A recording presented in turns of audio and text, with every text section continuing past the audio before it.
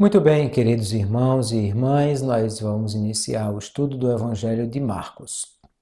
É o evangelho menor ou mais resumido, que tem um número menor de registros, mas não menos importante do que todos os demais evangelhos. O Evangelho de Marcos é escrito por Marcos. Quem é esse Marcos que escreveu este evangelho? Muito possivelmente, o que a Bíblia nos indica, que seja aquele Marcos que aparece várias vezes nas Escrituras, primeiro apresentado como primo ou sobrinho, né, parente. Aí algumas traduções bíblicas vão apresentar de forma um pouco divergente, mas primo ou sobrinho de Barnabé, que é aquele mesmo Marcos que acompanha Barnabé e Paulo na sua primeira viagem missionária. Alguém que o texto bíblico diz que era um auxiliar. Talvez a função de Marcos naquele momento fosse exatamente ser alguém que providenciasse a comida, cuidasse da bagagem, visse a hospedagem ou alguma coisa desse tipo. Não necessariamente o pregador, até porque Marcos devia ser bem jovem naquele momento. E aí o texto bíblico nos mostra que houve aí uma dificuldade, porque Barnabé o convida porque ele é seu parente e alguém em quem ele confia. Paulo aceita essa relação porque certamente entende que é importante ter um ajudante, alguém de confiança, para cuidar dos pormenores da viagem. Mas não é de se estranhar que aquele jovem, talvez ainda um adolescente, vindo às agruras da viagem, e nós vamos lembrar que Paulo relata que sofreu naufrágio, sofreu perseguição de assaltantes, que sofreu apedrejamento, que passou por muitas dificuldades, as intempéries, as condições de viagem naquela época não eram condições muito favoráveis, e não é de se estranhar que um jovem, tendo essa primeira experiência com uma viagem e empreendendo esse grande desafio, ele tenha fraquejado em algum momento.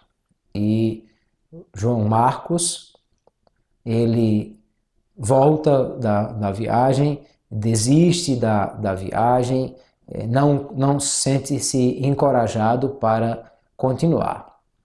Mas a primeira viagem missionária de Paulo e Barnabé aconteceu. O texto bíblico diz que vai acontecer a segunda viagem missionária e então a ideia de Barnabé é, novamente, vamos convidar Marcos para nos acompanhar nessa viagem.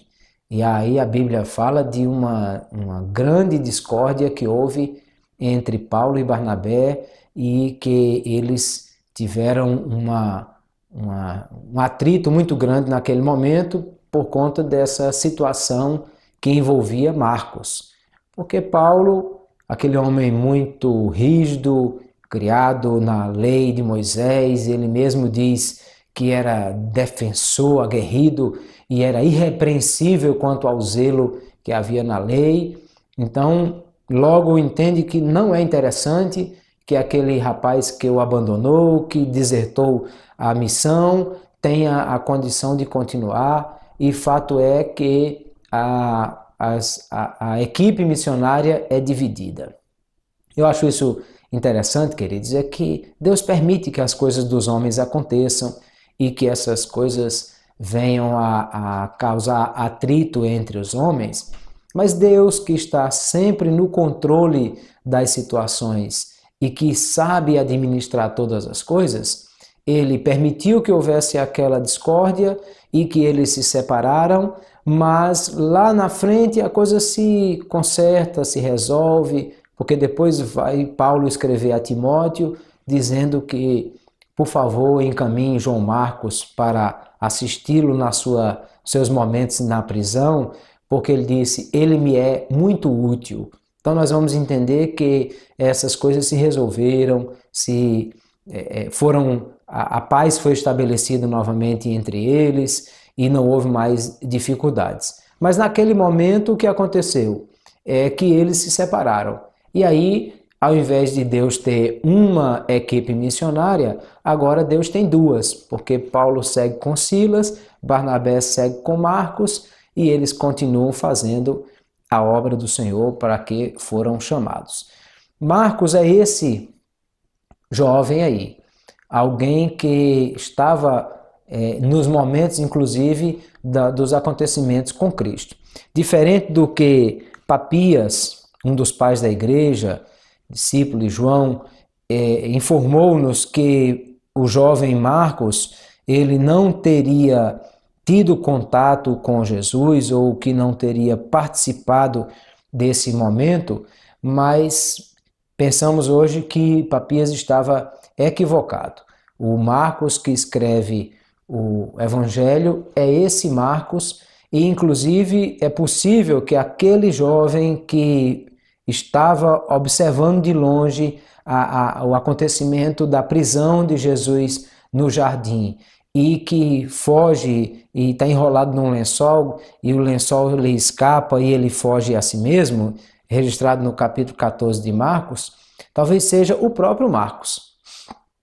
Aliás, ele é o que registra essa situação para nós entendermos que ele estava dentro desse contexto. Também a tradição diz que o cenáculo, o local onde Jesus mandou que fosse preparada a última ceia para celebrar com os discípulos, e que os discípulos deveriam seguir um servo que carregava o cântaro com água, era a residência de Marcos. E que possivelmente era a sua casa, o local onde ali estava, e certamente era de uma família que tinha boas condições financeiras, porque para possuir uma casa com um terraço, com um cenáculo, e para possuir servos, era alguém que deveria ter uma boa condição financeira, e que normalmente essas famílias que tinham boas condições financeiras acatavam, recebiam os servos de Deus, as pessoas importantes na sua casa, como vamos ver várias vezes Jesus e os discípulos sendo recebidos em casa de alguém. Logo, se isso é verdadeiro e esses fatos são verídicos, então isso põe Marcos no centro dos acontecimentos que relatam a morte de Jesus e o seu ministério.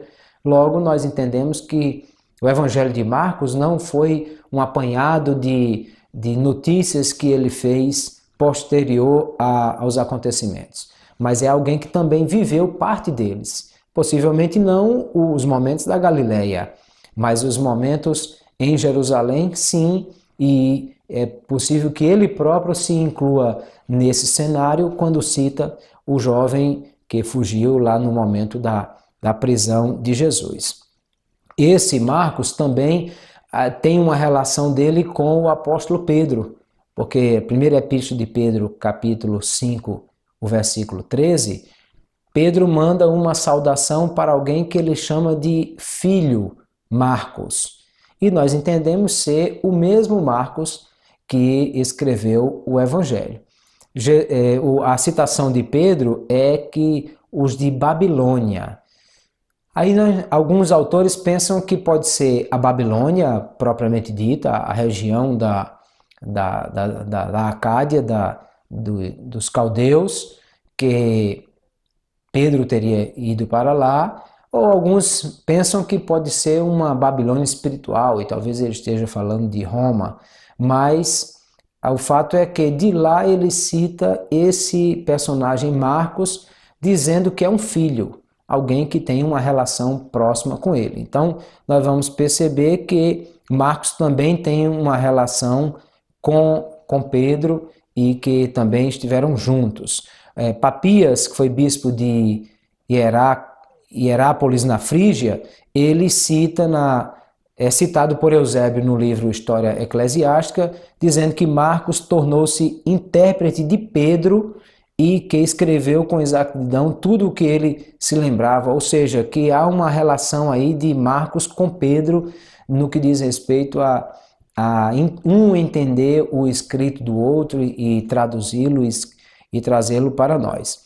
Logo, se é verdadeira essa citação de Eusébio sobre Papias, que se refere a Marcos e Pedro, nós vamos entender que depois da morte de Jesus, esse relacionamento de Marcos com Pedro vai acontecer também e vai trazer algumas novas parcerias sendo feitas aí com Pedro e com Marcos. Portanto, esse Marcos, nós temos várias citações dele na história da igreja e na tradição da igreja também, de que ele era um dos líderes que se levantou da igreja apostólica, do tempo dos apóstolos, e Atos 12, 25 vai nos mostrar que ele foi companheiro de Paulo em algumas situações. A história diz que ele teria morrido,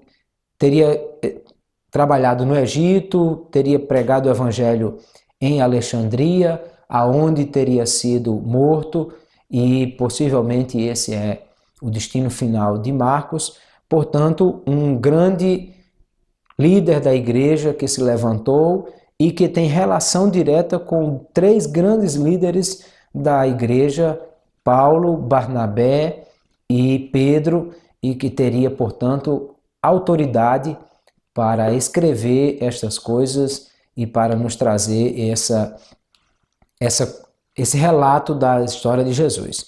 Logo, nós entendemos que o autor do Evangelho de Jesus Cristo, segundo Marcos, é esse João Marcos, parente de Barnabé, companheiro de Pedro, citado como filho, companheiro de Paulo, desculpe, citado como filho de Pedro, e que tem essa relação muito importante com esses grandes homens e que se tornou depois um grande líder da igreja e que pregou o Evangelho. Em que época foi escrito o Evangelho de Marcos? Nós não temos muita informação a respeito disso. Nós não sabemos exatamente quando aconteceu, mas como entendemos que o Evangelho de Marcos foi escrito para os romanos, ou tendo os romanos como destinatários, e é possível que ele estivesse em Roma quando escreveu isso, e o que nos leva a pensar essas coisas? Primeiro, a forma romana como Marcos se expressa. Nós vamos encontrar no Evangelho de Marcos várias expressões latinas. Latim era a língua oficial do Império Romano. E nós vamos encontrar várias vezes Marcos fazendo referência a isso, como por exemplo, o pátio que Jesus estava lá no momento da prisão, ele chama de pretorium, que é uma palavra romana. O dinheiro a que ele se refere da oferta da viúva que depositou o mínimo que ela tinha, a menor moeda, mas que era o máximo que ela tinha no gasofilácio, ele fala de um quadrante, que era a menor moeda no sistema monetário romano. Marcos vai usar expressões que são próprias do mundo romano. Inclusive, Marcos é o único que preocupa-se em explicar algumas coisas que Mateus, por exemplo, não se preocupa. Quando Marcos fala sobre Efratá, aí ele diz assim, vírgula, que quer dizer? Ou quando registra que Jesus disse à menina, Talita cumi, aí ele diz, vírgula, que quer dizer? Ou seja, Mateus não se preocupa de explicar o que isso quer dizer, porque o aramaico era a língua falada pelos judeus. E logo todo judeu sabia o que significava as palavras que ele estava utilizando. Já Marcos, quando usa palavras próprias do mundo judeu, ou expressões do mundo judeu, ou palavras em aramaico, ele explica no seu texto o que quer dizer, e aí diz qual o significado disso, porque o seu público destinatário é um público que não tem a vivência com aqueles termos ou não conhece bem aquelas expressões. Logo, em virtude de todas essas questões latinas relacionadas ao o Evangelho de Marcos, nós entendemos que é possível que Marcos tenha escrito em Roma, ou a partir de Roma, ou de algum ponto importante do mundo romano. Também Marcos faz referência a Alexandre e Rufo, citando esses dois como sendo os filhos de Simão o Cireneu, Simão de Cirene, e Marcos faz referência a esses dois.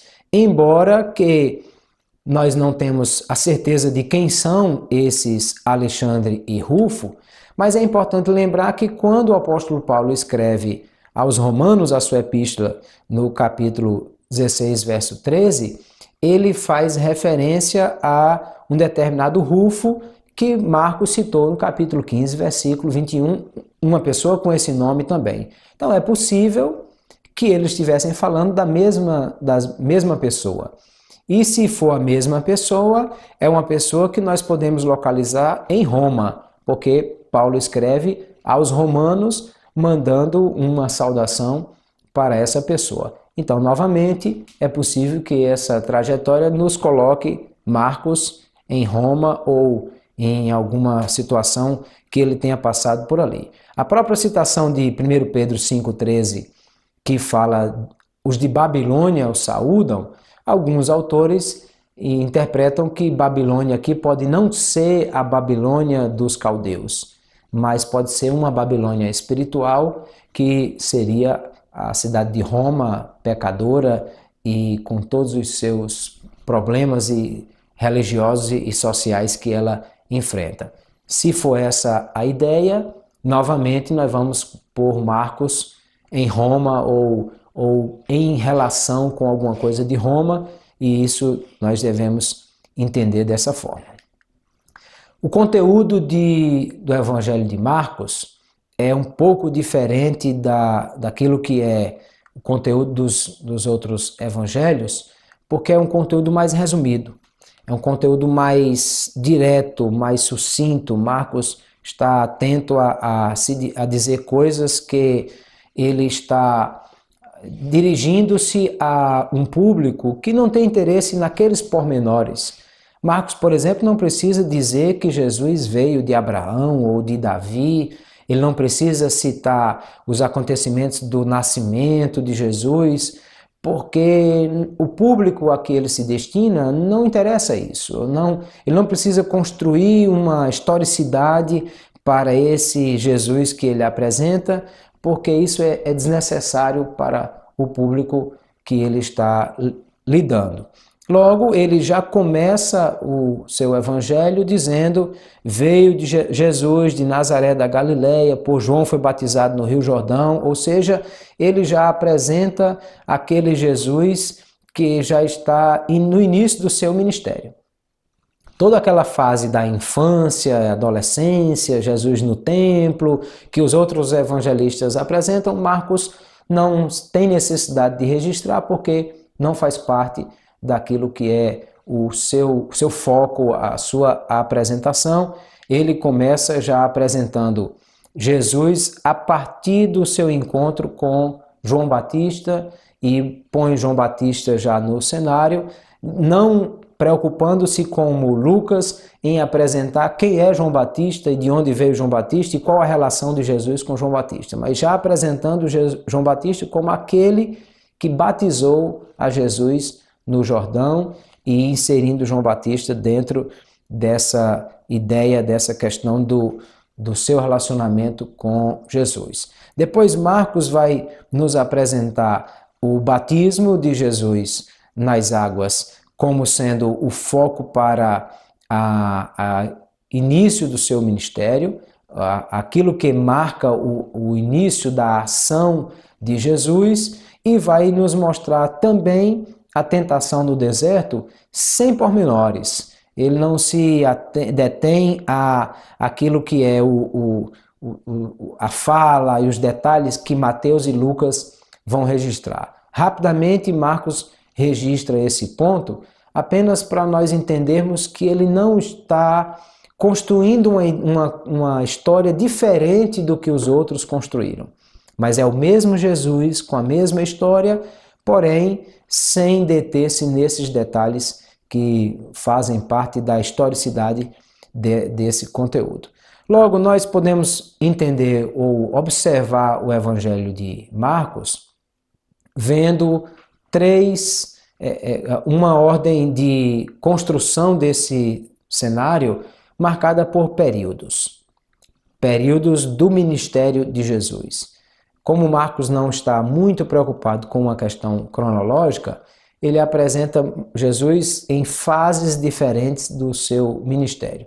A primeira fase, ou o primeiro período de Jesus sendo apresentado por Marcos, é a fase inicial do seu ministério, onde ele está apresentando aí o capítulo 1, do versículo 14 até o versículo 20, onde está apresentando a proclamação do reino.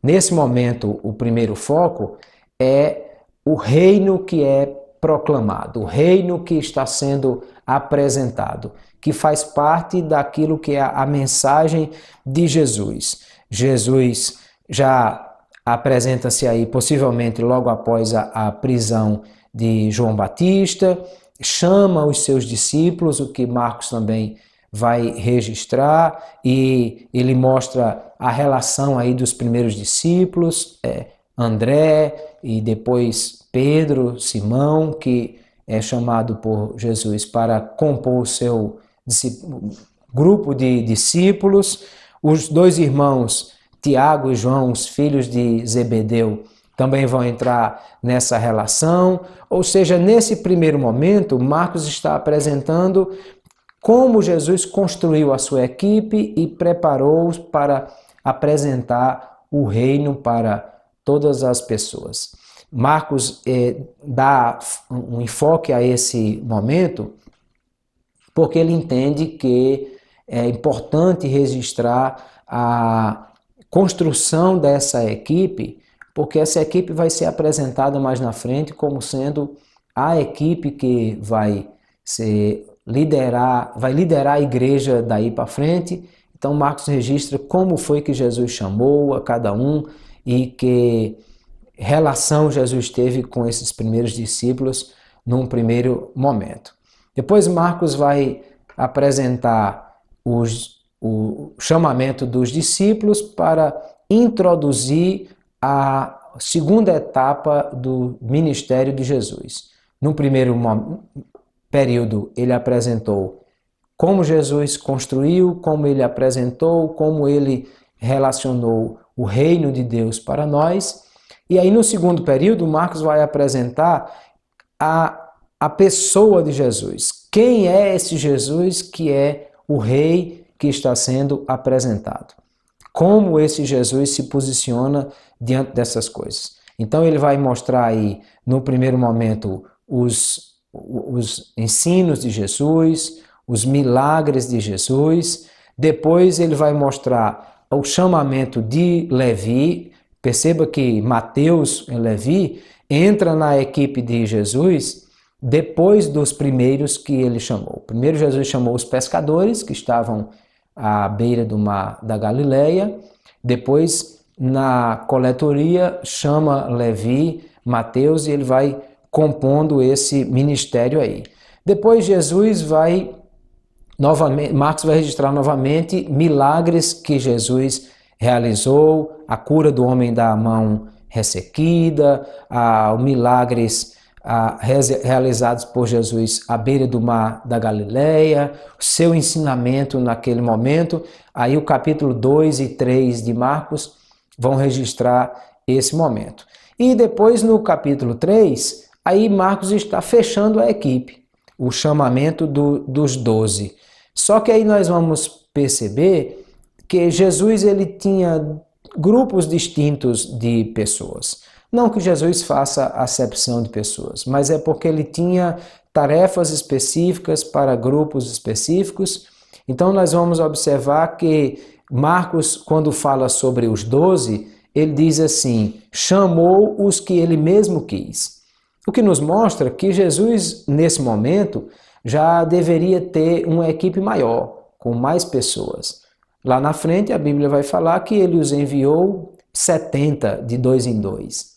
Lá mais na frente nós vamos observar na ressurreição de Jesus, na sua ascensão, que ele foi visto, Paulo diz, por 500 irmãos. 120 estavam no cenáculo no dia do derramamento do Espírito Santo. Ou seja, o grupo de discípulos de Jesus era muito grande, era de centenas de discípulos.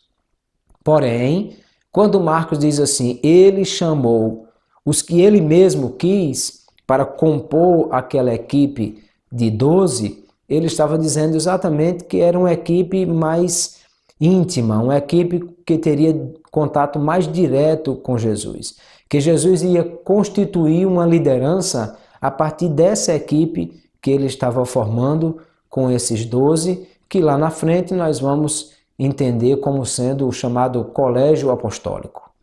Tanto que desses 12, quando Judas morreu por suas falhas e tudo que fez, o próprio grupo entendeu que esse colegiado precisava ser completado e então foi feita uma eleição para definir quem seria o que ia substituir Judas.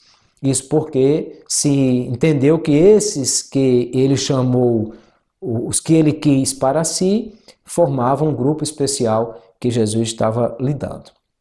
Depois nós vamos encontrar o relato de capítulo 3 até o capítulo 6 de outros milagres que Jesus realizou e muitas coisas interessantes que Jesus vai citar, como, por exemplo, a questão da blasfêmia contra o Espírito Santo, as parábolas do semeador e todas essas questões que Marcos vai registrar com muito detalhe. Essa questão da blasfêmia contra o Espírito Santo é uma coisa importante de observarmos, porque não está muito claro exatamente o que significa.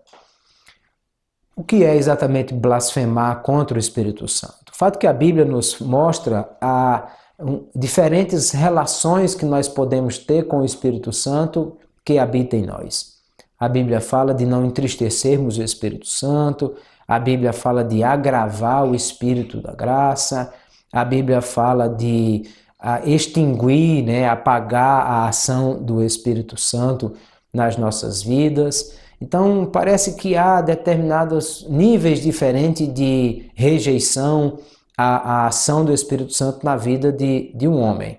Porém, aqui é interessante observar que quando Jesus fala dessa questão de que o Espírito Santo pode ser agravado de uma forma muito maior, que poderia ser blasfemado, ele cita que foi feita uma ação de milagre de Jesus, e aqueles homens que viram esse milagre de Jesus, eles dizem que Jesus fez isso possuído por demônio, ou pelo principal dos demônios, como Mateus registra no capítulo 12, Beelzebu, o maioral dos demônios. E aí Jesus disse que se trata aí de uma blasfêmia contra o Espírito Santo. Alguns autores então identificam ou relacionam uma coisa com a outra, dizendo que dar aos demônios a autoria de milagres ou atribuir uma ação de Deus aos demônios seria também algo que está relacionado a essa ideia de blasfêmia contra o Espírito Santo. É uma coisa que nós precisamos analisar com calma e entender o que funciona. Mas em seguida, Marcos relaciona a Jesus dando a esses 12, perceba a construção, ele chamou um a um, chamou um grupo maior, constituiu um grupo menor para a liderança, e agora Marcos vai dizer que Jesus comissiona esses 12 para um trabalho específico.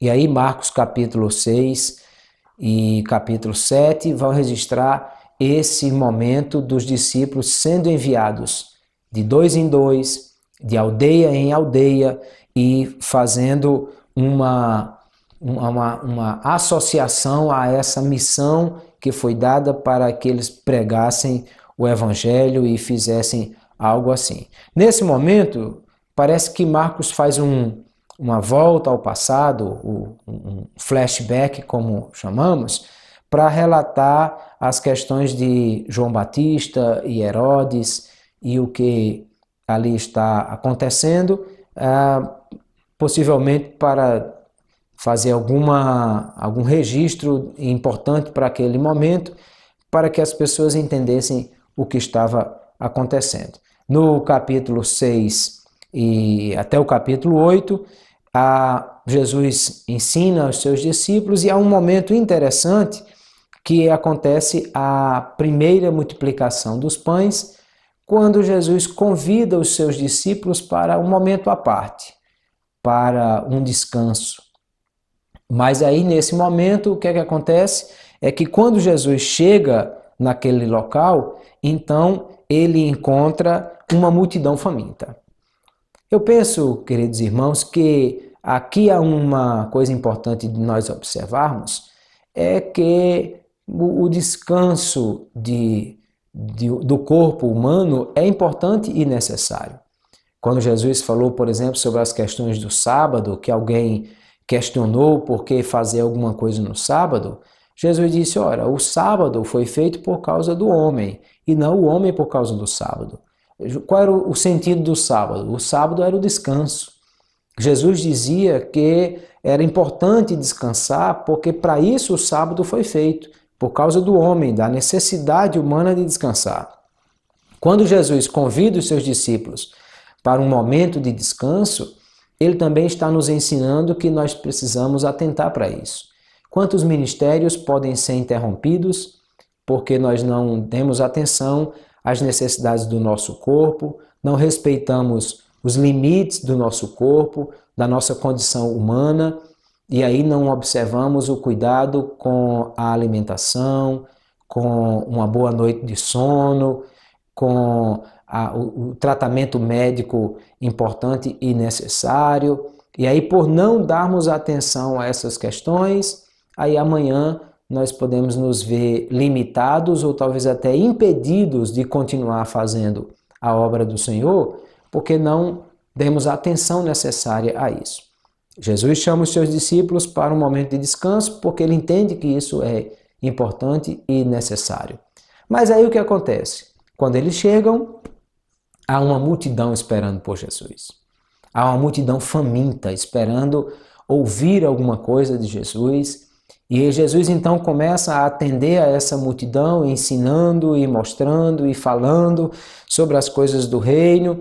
Só que aí lá na frente, o tempo passa, a multidão permanece e aí Jesus disse, agora essa multidão precisa comer.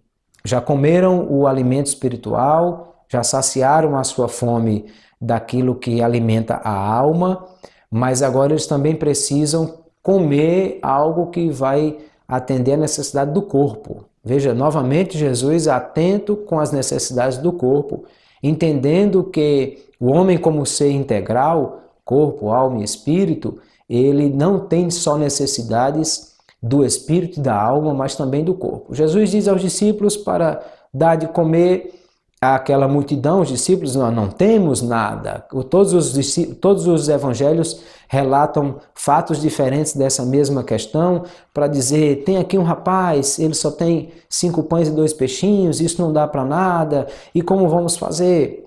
Jesus manda a multidão se assentar, e eu acho muito interessante isso, porque se alguém gosta das coisas desorganizadas, bagunçadas, feitas de qualquer maneira, deve ter aprendido com outra pessoa, menos com Jesus. Porque Jesus é muito organizado e gosta das coisas organizadas, ele manda o povo se assentar e estabelece líderes sobre aquele povo, e aí toma aqueles pães, ora agradecendo ao Senhor, e eu penso que o milagre da multiplicação dos pães, ele se dá em muitas etapas. Primeiro porque Jesus tem 5 pães na sua mão, e só os principais, os apóstolos, são 12. Então, como distribuir 5 pães com 12? Depois, a multidão assentada está em grupos, e um pequeno pão na mão de um discípulo, como distribuir para aquele grande grupo? E aquela pessoa que recebeu, se ela comeu tanto que a Bíblia registra que sobrou o pão a ponto de recolherem 12 cestos, então como isso aconteceu? Eu penso que o milagre foi uma coisa progressiva.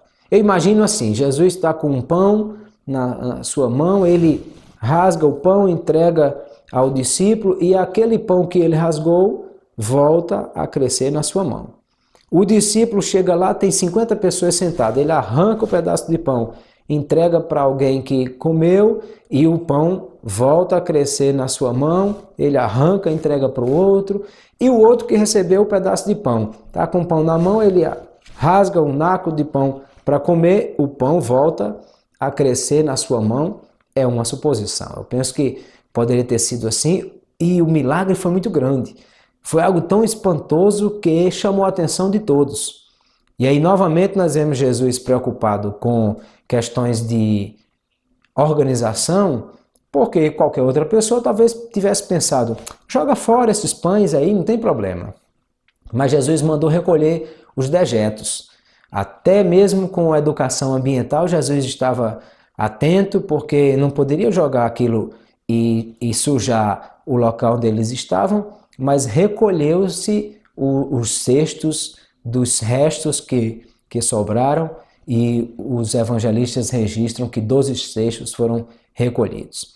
Essa foi a primeira multiplicação dos pães, possivelmente na região mais ocidental do Mar da Galileia, região de Tabra ou alguma próximo àquela região, porque o segundo milagre de multiplicação dos pães vai acontecer em Betsaida, mais ao norte do Mar da Galileia, e Marcos registra esse momento da primeira multiplicação que acontece ali e o milagre que ali é registrado.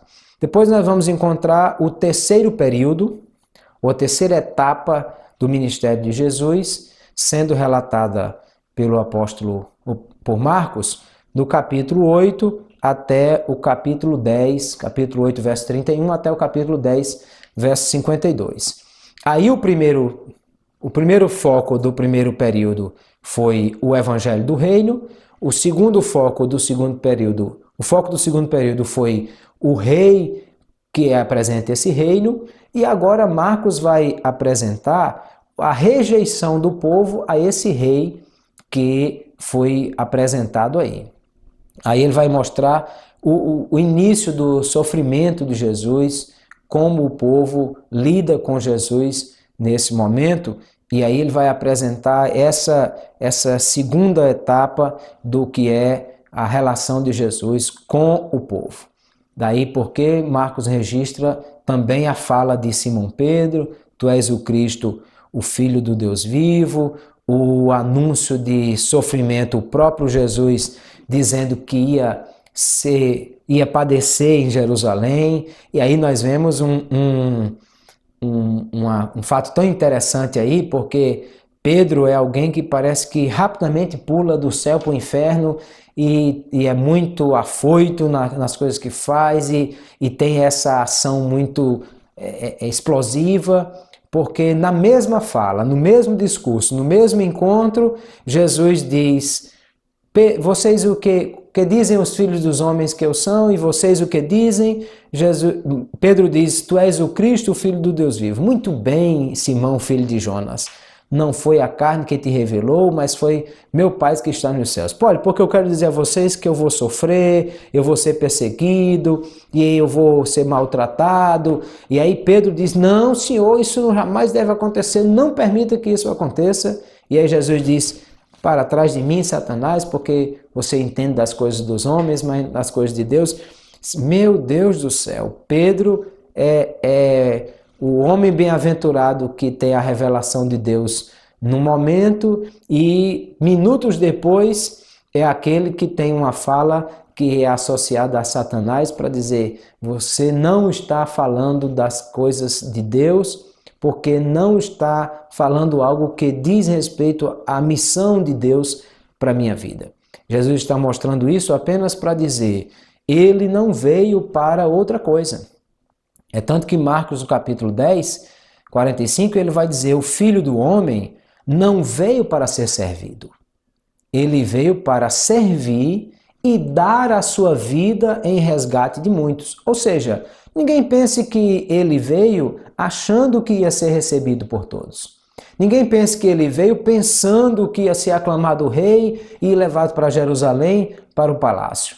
Ninguém entenda que o reino de Deus que Jesus veio implantar, ele imaginava que seria feito de forma política e aceita por todos. Não, Jesus já sabia que o seu reino ia ser rejeitado. Jesus já sabia que ia passar por sofrimentos, por isso ele está falando aquilo não para si, porque ele já tem consciência disso, mas ele está falando aquilo por causa dos discípulos, porque Jesus está preocupado em preparar os discípulos para esse momento, para que aquele momento não lhes pegue de surpresa, para que eles não sejam atingidos de maneira abrupta por uma notícia ruim daquilo que ele sabe que vai acontecer. Nesse momento também, Marcos vai tratar as questões que Jesus apresenta as questões de divórcio, novo casamento. Mateus capítulo 19, isso já tem acontecido, e agora em Marcos 10 esse tema volta. E é importante nós observarmos o que isso quer dizer, porque naquele momento os discípulos perguntam a Jesus se é lícito um homem repudiar a sua mulher.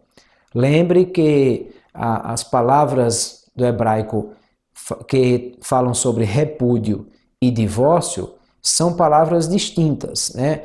Uma coisa é tratada de uma forma e outra de outra forma. Lá em Malaquias capítulo 2, versículo 16, ele fala ali de repúdio, mas a lei de Moisés estabelece condições para isso. É isso, na verdade, que os discípulos estão perguntando a Jesus. Porque Deuteronômio capítulo 24, versículo 1, está escrito que se uma mulher, se o homem encontrasse numa mulher alguma coisa feia, então o homem poderia lhe dar a repúdio, ou poderia dar carta de divórcio, como algumas versões tratam. A palavra aqui utilizada é divórcio mesmo. E aí ele disse, o homem pode fazer isso por qualquer motivo? Há um entendimento que havia duas linhas diferentes de pensamento dentro da teologia judaica.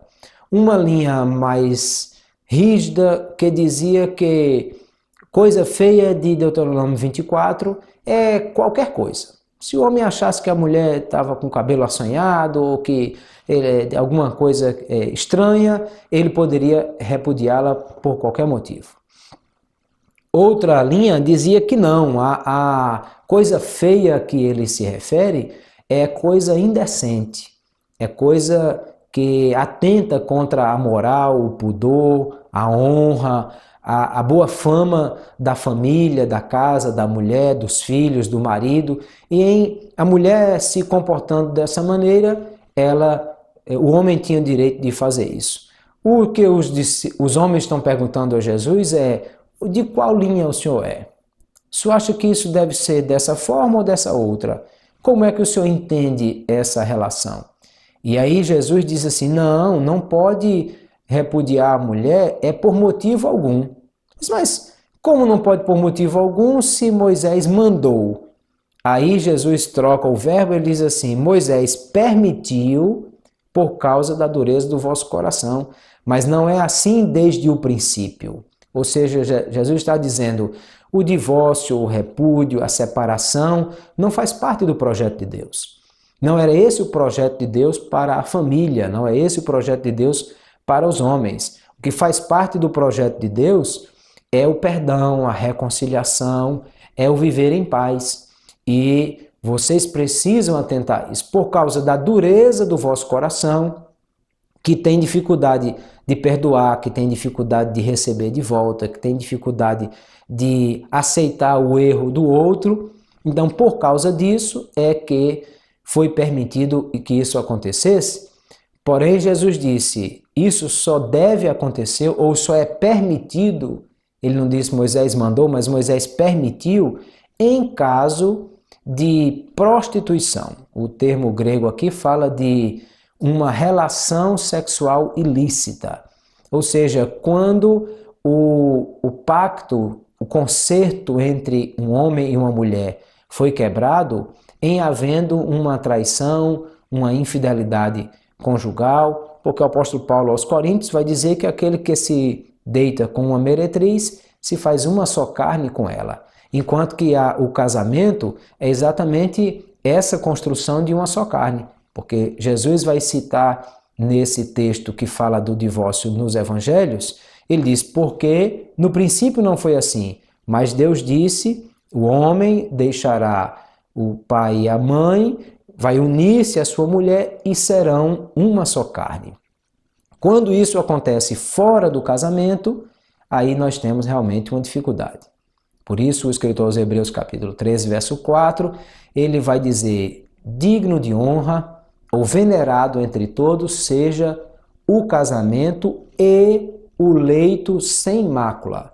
Mas os que se dão à prostituição e aos adúlteros, Deus os julgará. Ou seja, Deus não aceita que essa relação aconteça fora do casamento.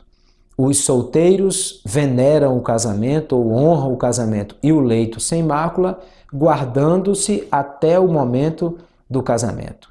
Os casados veneram o casamento e o leito sem mácula, guardando-se um para o outro dentro de uma relação de exclusividade daquilo que é a relação íntima do casal. Quando isso não acontece, quando isso acontece fora do casamento, então esse pacto foi quebrado, essa coisa foi rompida, e aí Jesus diz que, nesse caso, não havendo a condição de ajuntar-se novamente, é que aconteceria essa situação, e Marcos vai registrar isso e vai mostrar como essas coisas devem acontecer. E Marcos termina essa primeira fase do terceiro período falando mais uma notícia do sofrimento de Jesus, um aviso do sofrimento, capítulo 10, versículos 32 a 34, ele vai mostrar novamente Jesus trazendo isso à tona, dizendo que vai padecer e do que é que ele vai sofrer nessa relação que aí está. Depois nós iniciamos aí o quarto período do relato de Marcos, ou a quarta etapa do seu relato, que é o relato do reino rejeitado. Veja, primeiro ele mostrou o reino apresentado, depois o rei apresentado. No terceiro período ele mostrou o rei rejeitado e agora o reino rejeitado. Não só a pessoa, mas também a mensagem de Jesus sendo rejeitada. E aí ele vai mostrar a chegada de Jesus em Betfagé, aí a entrada triunfal de Jesus. Observe que há uma festa muito grande. Jesus já era conhecido naquela época por todos que acompanharam o seu ministério, que sabia quem era Jesus de Nazaré, de onde ele vinha, o que ele fazia. E aí Marcos registra que ele vai entrar na cidade montado no jumentinho e cumprindo-se a profecia de Zacarias 9:9, que fala do Messias vindo num jumentinho e entrando na cidade. E aquele é um momento de festa, é um momento de Hosana, bendito o que vem em nome do Senhor, e parece que está tudo muito bem, que o reino está sendo recebido e que está tudo muito certo.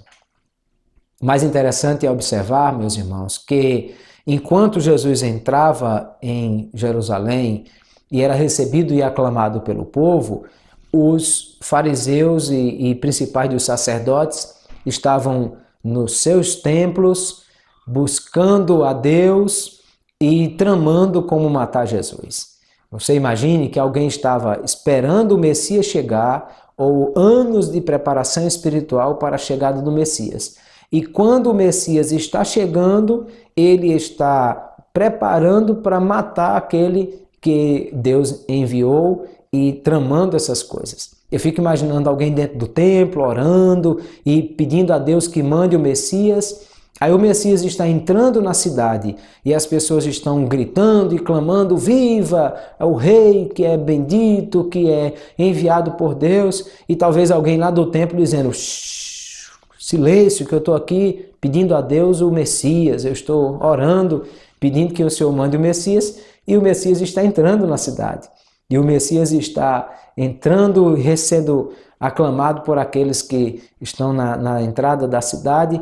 Que contrassenso, que falta de visão espiritual da liderança daquele momento em Jerusalém, quando eles perderam o foco do que é o reino de Deus, perderam o foco de quem é o Messias esperado e perderam o foco daquele que se apresenta, mas é exatamente por causa disso. Porque Marcos registra o Senhor que entra como servo. O servo não é alguém que é visto como importante. O servo não é alguém que chega como um general com o seu exército para conquistar cidades. O servo não é alguém que vai derrotar o exército romano e que vai vencer as tropas das legiões romanas que cercam a cidade e que controlam os judeus. O servo não é alguém que vai tirar Herodes do trono ou que vai tirar o César do trono de Roma para estabelecer um trono na terra, um reino na terra. O servo é alguém que não veio para ser servido, mas para servir e dar a sua vida em resgate de muitos. O servo é alguém que veio para morrer, para dar a sua vida. E aí Marcos vai registrar essas coisas. A entrada triunfal em Jerusalém, depois ele vai registrar a purificação do templo. João capítulo 2 também vai falar dessa mesma situação. É um momento que para muitos parece ser assombroso, porque aquele Jesus que se apresenta como sendo alguém tranquilo, ele mesmo disse aos discípulos: aprendei de mim que sou manso e humilde de coração.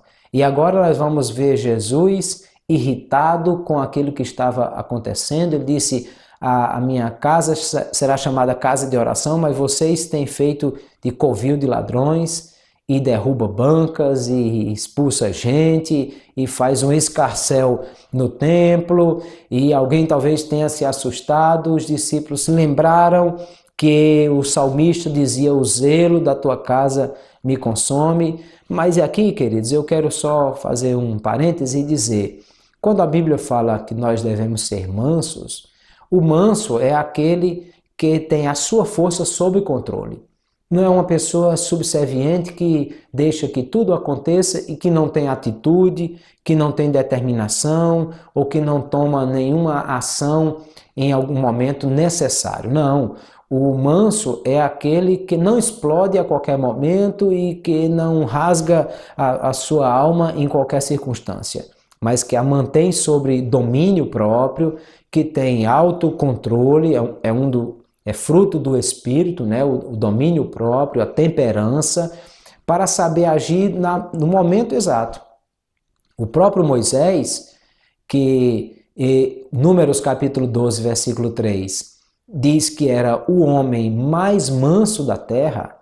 Ele desce do monte, encontra o povo em idolatria e prostituição ao pé do Sinai, construindo um bezerro de ouro para adorar e dizendo: esse aqui é o Deus que tirou vocês do Egito.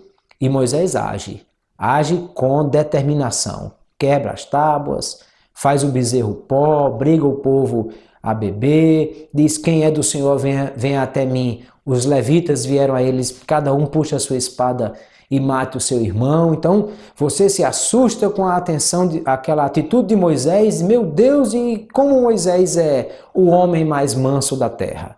É porque mansidão não tem nada a ver com não ter atitude. Mansidão tem a ver com ter a atitude certa na hora certa, ter temperança ter domínio próprio, e aí onde Jesus é visto aqui quando faz a purificação do templo. Ele está agindo na hora certa, no momento específico, com energia, com atitude, mas ao mesmo tempo tendo uma motivação correta. É a purificação da casa do Senhor, é a limpeza do templo, daquilo que os cambistas estavam fazendo de errado naquele instante. Depois Marcos vai registrar também a ida e vinda de Jesus. Jesus vai para Betânia, volta para Jerusalém, à noite vai pernotar em Betânia, no outro dia retorna para o templo. É importante observar isso porque muito possivelmente aonde Jesus ia em Betânia era a casa dos irmãos que sempre o receberam em Betânia, Lázaro, Marta e Maria. Betânia fica nas proximidades de Jerusalém. Hoje quem vai a Jerusalém, no Monte Scopus, pode ver a proximidade daquela localidade com Jerusalém. Tendo uma casa de amigos que pudesse pernoitar, nada mais justo do que Jesus ir pernoitar na casa dos amigos e voltar para Jerusalém, melhor do que ficar em Jerusalém em casa de quem não o recebesse com a mesma alegria, com a mesma condição. Então é natural, Marcos registra isso, porque Marcos quer mostrar exatamente como Jesus dá atenção a essas pessoas e como ele aceita o cuidado e o carinho dessas pessoas que o recebem na sua casa, que vão e vêm.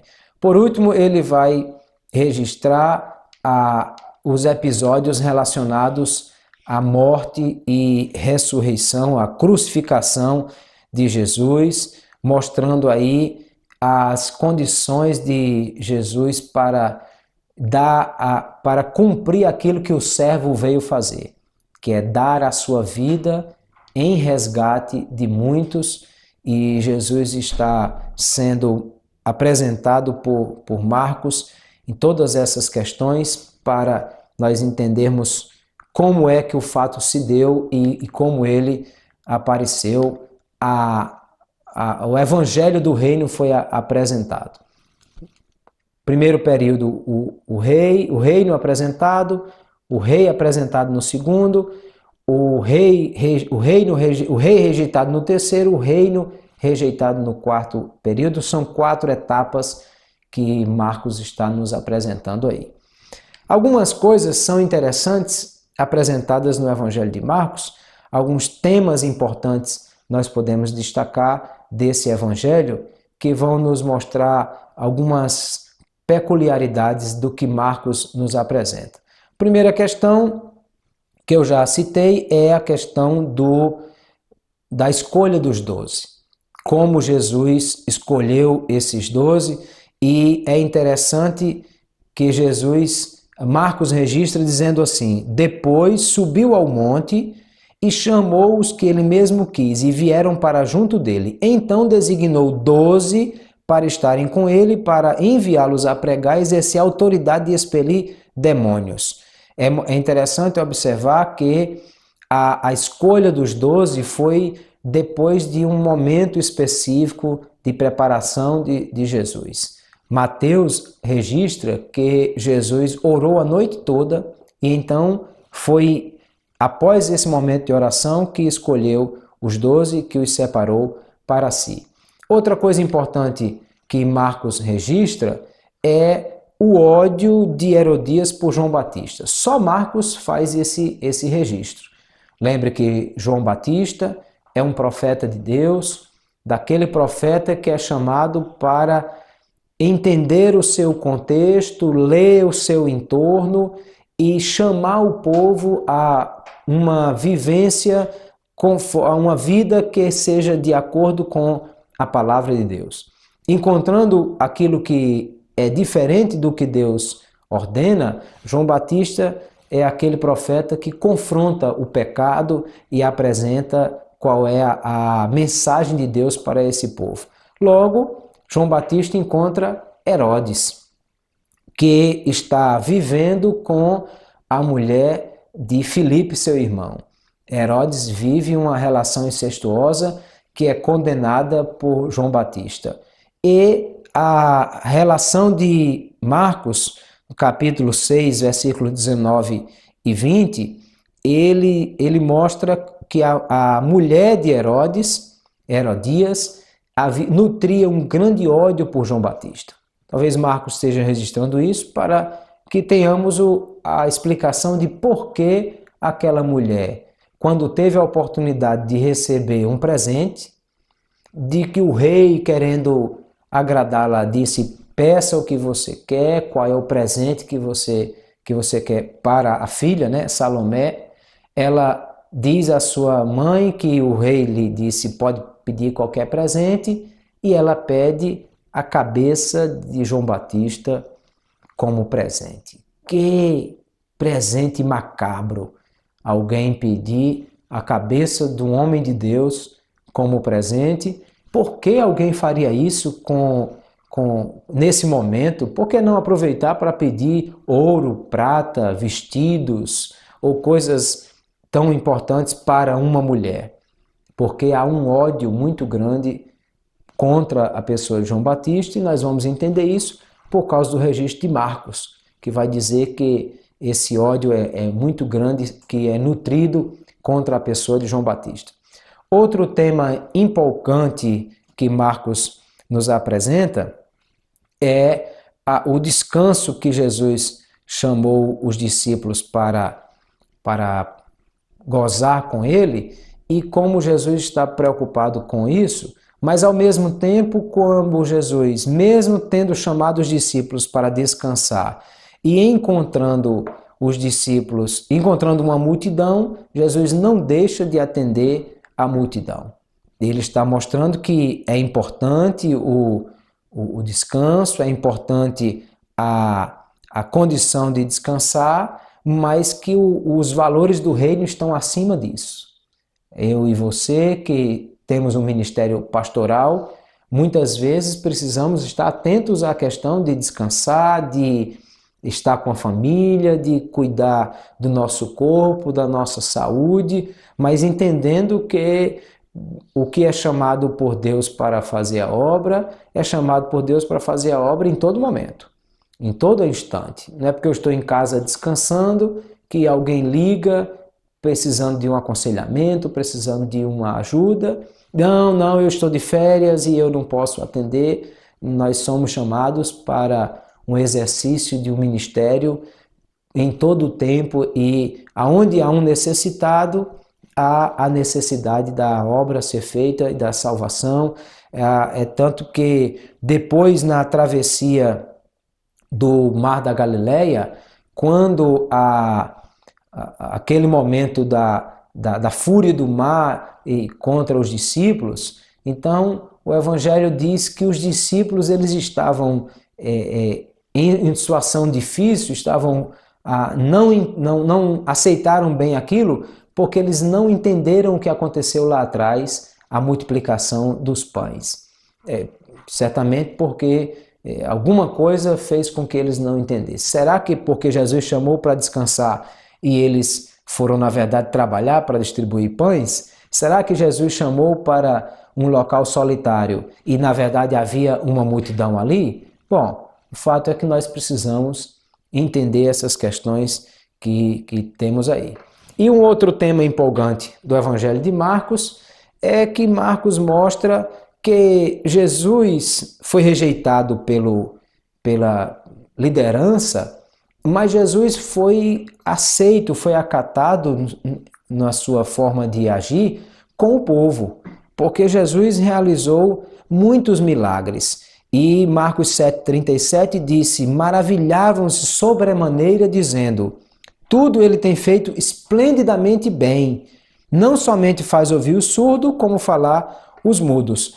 O único que registra esse elogio do povo a Jesus é Marcos, para nós entendermos que o povo de Israel, num primeiro momento, não tem nada contra Jesus. O povo de Israel, no primeiro momento, tem, na verdade, uma boa impressão e aceita muito bem Jesus. Eles entendem que ele é um homem de Deus e que é Deus agindo por intermédio de Jesus na vida daquele povo que era tão sofrido, que era tão necessitado, tão carente. E Jesus é aquele que traz a solução para o corpo, para a alma, para o espírito. O povo atende bem a Jesus. Na verdade, Jesus vai ser rejeitado num primeiro momento pela liderança. São os líderes religiosos que trazem uma rejeição a Jesus. E depois, esses mesmos líderes conduzem o povo a uma rejeição também contra Jesus. Mas no primeiro momento, Jesus ele é aceito pelo povo e o povo o acata. A outra coisa importante nós observarmos aqui é que eles elogiam Jesus porque eles entendem que Jesus tudo que faz é bem feito. Ele diz, tudo que faz é esplendidamente bem feito. E nós precisamos imitar Jesus também nessa condição, porque o livro de Jeremias, o capítulo 48, verso 10, diz que é maldito aquele que fizer a obra do Senhor relaxadamente. Ou seja, se é para o Senhor, nós devemos fazer o melhor. Quem sabe se aquele elogio que Jesus recebeu dizendo tudo que Jesus faz é muito bom e é esplêndido, eu e você que fazemos a obra do Senhor possamos receber esse elogio também, dizendo é bom, tudo que ele faz é muito bom, porque fazemos para Deus, porque fazemos para o Senhor. Tem alguns que pensam assim, não, irmãos, eu vou cantar aqui, eu não sei cantar, eu sou desafinado, eu não me preparei, eu não ensaiei, eu não isso, eu não aquilo, mas é para o Senhor, então eu vou fazer. Negativo. Se é para o Senhor, aí é que tem que ser bem feito, aí é que tem que ser de primeira qualidade, aí é que tem que ser muito bom. Marcos vai continuar nos apresentando coisas interessantes e ele mostra aí a cura do cego em Betsaida. E uma coisa interessante nos chama a atenção, é que Jesus faz lama com saliva e ele põe nos olhos do cego. Uma outra coisa interessante que nos chama a atenção nesse relato de Marcos é que em outros cegos que foram curados por Jesus em outra ocasião, como já falamos do cego de Jericó ou dos cegos de Jericó em Mateus, Jesus disse, veja, e eles viram. Mas esse cego do relato de Marcos capítulo 8, Jesus disse, como é que você está vendo? Ele disse, veja os homens como árvores que estão andando. Aí Jesus impôs a mão uma segunda vez. E agora? Ele disse, agora via tudo perfeitamente. Agora, o que nós percebemos aqui? Jesus, ele tem poder para fazer o que quiser, mas Jesus faz como ele quer. Tem cego que Jesus disse, veja, e ele vê. Tem cego que Jesus manda ele se apresentar no tanque e lavar-se, e ele vai se lavar. E tem outro cego aqui que vê parcialmente. A primeira vez ainda via tudo embaçado, na segunda vez é que vê perfeitamente. O que isso quer dizer? Quer dizer que tem dia que Jesus tem mais poder e tem dia que tem menos poder? Tem dia que Jesus tem condição de curar completamente e tem outro dia que não tem? Não, de forma alguma. Quer dizer apenas que Jesus faz como ele quer e do jeito que ele quer e que ele não opera sempre do mesmo jeito. Ele opera de forma distinta. Às vezes nós queremos que Deus haja nas nossas vidas de um único jeito, de uma única forma, mas Jesus é que sabe qual é o melhor e como fazer. Tudo que precisamos ter é a certeza de que ele faz, de que ele cura, de que ele tem poder para realizar. Como é que ele vai realizar? Isso não nos diz respeito. Marcos também vai nos apresentar o relato da figueira de Jesus e aquela figueira. Alguns acharam que era muito rígido por parte de Jesus o que ele fez. Jesus vinha da casa de Lázaro, Marta e Maria, em Betânia, e então ele encontrou uma figueira E o texto de Marcos 11:13 diz que não era tempo de figos. Ora, se não era tempo de figos, então por que havia figos ali por que Jesus estava procurando figos naquela figueira? Mas o texto diz que já havia folhas na figueira, ou seja, ela já estava apresentando uma característica de que daria frutos, mas só que não tinha frutos ali.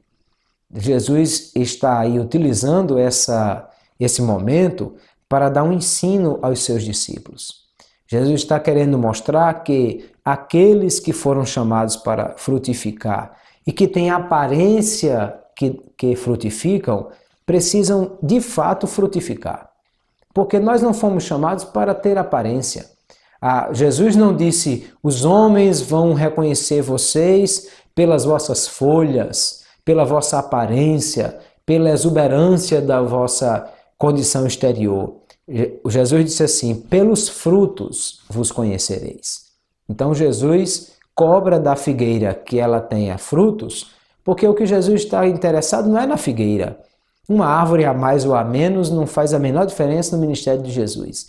Jesus está interessado em cada um dos discípulos que sejam pessoas que não aparentem apenas que têm frutos, mas que sejam frutíferos de verdade. Em pessoas que dão frutos para o reino de Deus, e aquela lição de fé foi ensinada para aqueles discípulos, que alguém achou tão rígido o que Jesus fez, mas Jesus estava dizendo, você precisa frutificar, você precisa dar frutos, porque assim é que as pessoas vão identificar que você é um discípulo de Jesus, se elas virem em você frutos dignos de alguém que é discípulo de Jesus.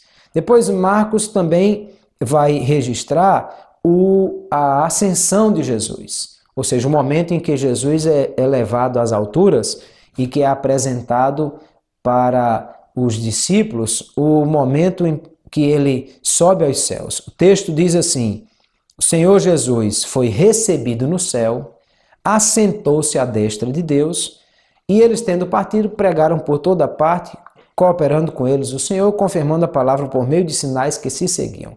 Veja que só Marcos faz um relato desse tipo. É um relato muito curto, muito sucinto, como é próprio de Marcos. Porém, ele diz assim, Jesus subiu aos céus. Ele não relata, como Mateus, que os anjos apareceram para falar com Jesus, ou que disseram que Jesus ia voltar. Ele não relata que Jesus foi subindo até ser ocultado aos olhos dos discípulos pelas nuvens, como fazem os outros evangelistas. Mas Marcos diz assim, ele subiu aos céus, foi recebido nos céus e assentou-se à destra de Deus. É um relato muito interessante porque ele vai dizer o que é que Jesus está fazendo aí. Porque a ideia, o pensamento é, o evangelho está terminando, a história está terminando, tudo está encerrando, e aí? O que é que isso quer dizer? Eles, não, a história não acaba aqui, isso não para por aqui, porque Jesus foi recebido nos céus e assentou-se à destra de Deus. E o que Jesus está fazendo agora? Aí nós vamos lembrar que o apóstolo Paulo escreve aos Romanos, capítulo 8, e ele diz assim, quem intentará acusação contra os escolhidos de Deus? É Deus quem os justifica. Quem os condenará? Pois é Cristo quem morreu, ou antes, quem ressuscitou dentre os mortos, o qual está à direita do Pai e também intercede por nós.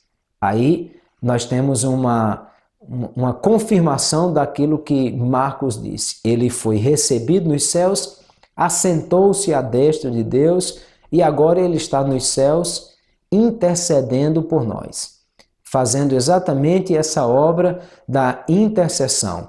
Os discípulos continuaram, a história continuou, a mensagem do evangelho foi pregada, as coisas continuaram a acontecer, mas nós não estamos sozinhos fazendo essa obra. Nós temos alguém que nos acompanha, que nos assiste, é aquele que está à direita do Pai e intercede por nós. Mesmo em momentos difíceis e complicados da nossa vida, mas nós sempre poderemos contar com o auxílio, com a ajuda do Senhor. Marcos diz, ele foi recebido nos céus e os discípulos continuaram a pregar. E o Senhor cooperava com eles, confirmando os sinais. Eu acho isso tão interessante, porque quem faz a obra do Senhor, na verdade, é o Senhor. Deus não precisa de nós, queridos, para fazer coisa nenhuma.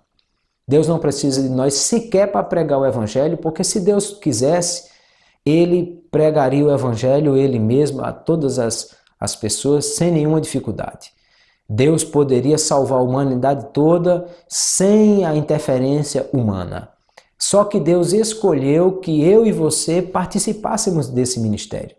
É interessante nós observarmos que o apóstolo Paulo diz aos Coríntios, capítulo 3, a primeira epístola, nem o que planta é alguma coisa, nem o que rega, mas Deus que dá o crescimento.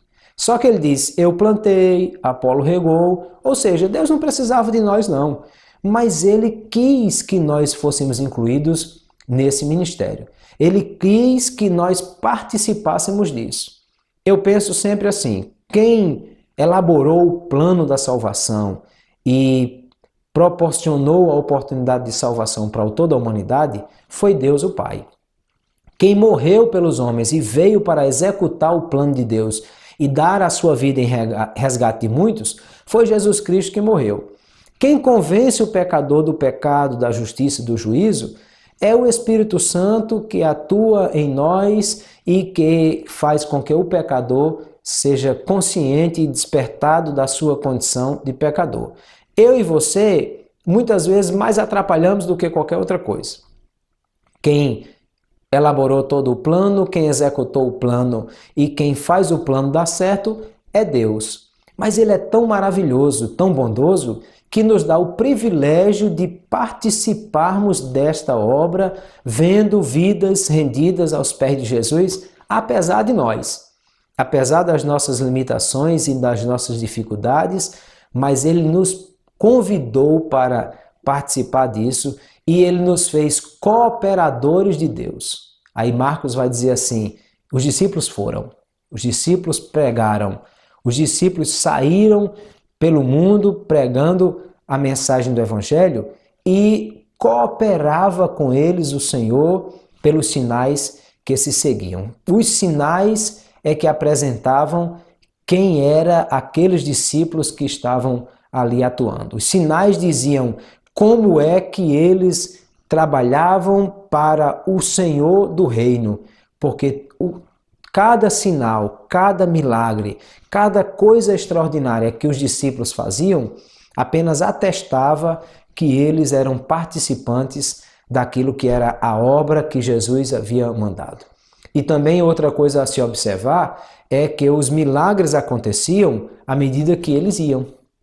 Jesus disse, Marcos 16,15 disse, ide por todo mundo, pregai o evangelho a toda criatura. E quando eles foram, então o Senhor confirmava com sinais e maravilhas. Se nós queremos ver a ação sobrenatural do Espírito de Deus nas nossas igrejas, nas nossas vidas, nós precisamos cumprir o ID de nosso Senhor Jesus Cristo. Se nós queremos ver os sinais acontecendo, nós precisamos estar dispostos a ir, a fazer, a enfrentar o desafio, a cumprir a grande comissão, a ir por todo mundo, pregando o Evangelho a toda criatura e a fazer aquilo que o Senhor nos ordenou fazer. E indo e cumprindo e realizando aquilo que fomos chamados para realizar, então nós teremos a nossa obra confirmada com sinais e prodígios e maravilhas que nós temos a fazer. Lembrando que não estamos sozinhos, porque à medida que vamos realizando a obra, o Senhor, que foi recebido nos céus e está assentado à destra de Deus, Ele está nos assistindo, está cuidando de nós, está fazendo com que a obra continue. Ele é o Senhor que continua dando assistência devida a essa obra e fazendo com que as coisas aconteçam a cada dia. Se eu e você nos sentirmos desanimados, nos sentirmos pensando em parar a qualquer momento, nos sentirmos sem condição de fazer a obra e achando que estamos sem força suficiente para fazer, nós precisamos nos lembrar disso. Primeiro é que nós fomos enviados por Ele para fazer a obra. Foi Jesus quem nos comissionou, dizendo que deveríamos ir. Segundo, Ele está disposto a cooperar conosco e a fazer com que a obra funcione a cada dia, porque Ele é o maior interessado em tudo isso. E terceiro, eu e você não estamos sozinhos. Ele está agora assentado à destra do Pai e diz, o apóstolo Paulo também intercede por nós e ele está cuidando de nós em todos os momentos. Quando eu me sentir desmotivado, quando eu me sentir cansado, quando eu me sentir desesperado, quando eu achar que não tenho mais condição, que a minha alma está precisando de um socorro, eu preciso me lembrar disso. E diz o hino da nossa harpa cristã: Ele intercede por ti, minha alma, espera nele com fé e calma. Jesus de todos teus males salva e te abençoa dos altos céus. Não se abata na sua alma, mas continue fazendo a obra do Senhor, continue pregando, continue ganhando vidas para o Senhor. E esse Jesus, que foi recebido nos céus e assentou-se à destra de Deus, continuará cooperando conosco e fazendo a obra dele prosperar, porque assim como ele é um servo que veio para dar a sua vida em resgate de muitos, também nós somos servos chamados para servir ao Senhor com alegria e para fazermos essa obra continuamente. Que Deus nos abençoe.